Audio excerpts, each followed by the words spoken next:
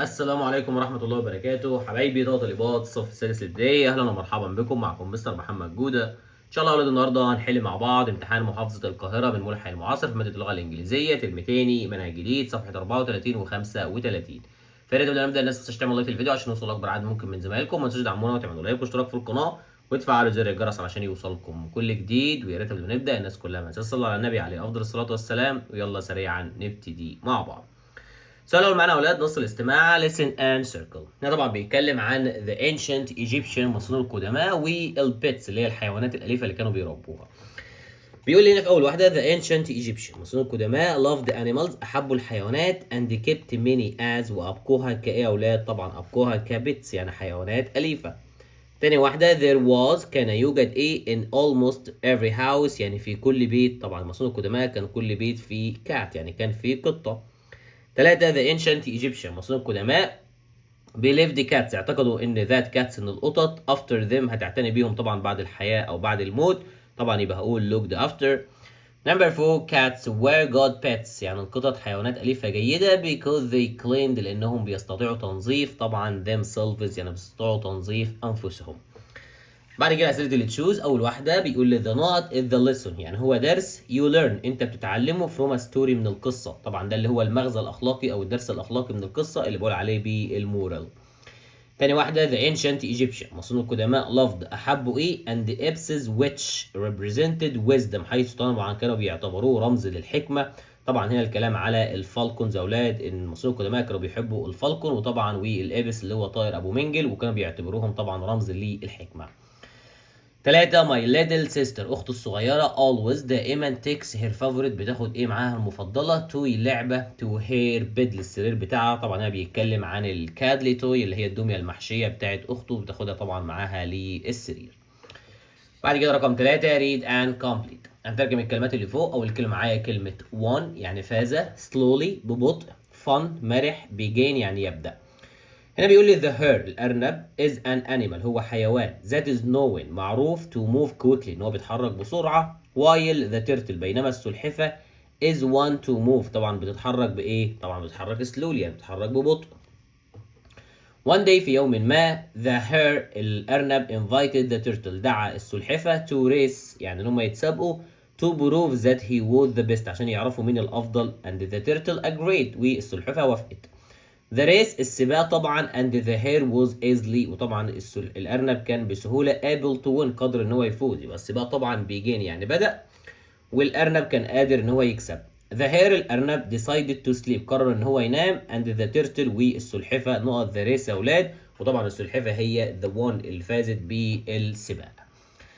بعد كده السؤال الرابع سؤال القطعة بيقول لي when I was younger لما أنا كنت صغير my favorite toy لعبتي المفضلة was my skateboard كان لوحة تزحلق.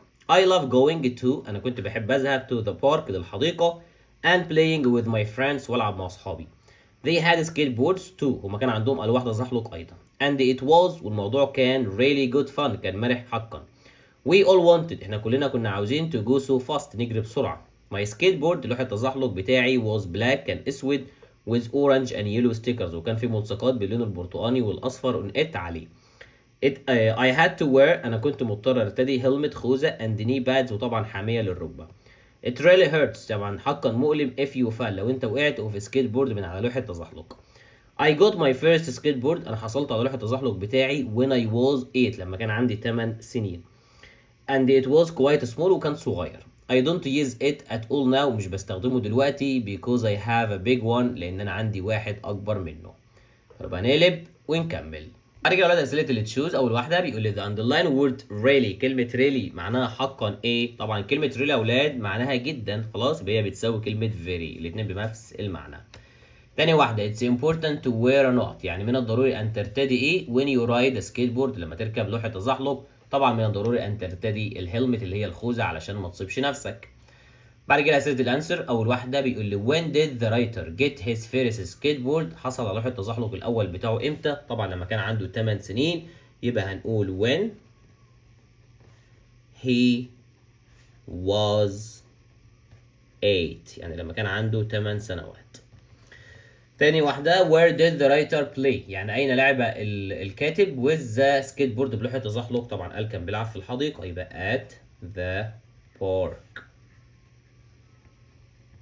طيب what was the color؟ ايه اللون of the skateboard بتاعي ده؟ حط تزحلق اولاد. طبعا قال لك ان هو it was black، هو كان لونه اسود. it was black يعني اللون بتاعه كان اسود with مع orange and yellow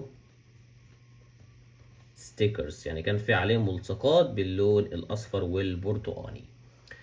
طيب بعد كده يا اولاد نمبر 5 سؤال الترتيب. اول واحد جايب لي جمله بدأ بماي سيستر اختي، همشي بالترتيب يبقى هقول ايه يا اولاد؟ ماي سيستر اختي didn't like، خلاص ما كانتش بتحب ايه؟ طبعا didn't like hide اللي هي لعبه الاستغمايه and seek at all يعني ابدا ما كانتش بتحب لعبه الاستغمايه.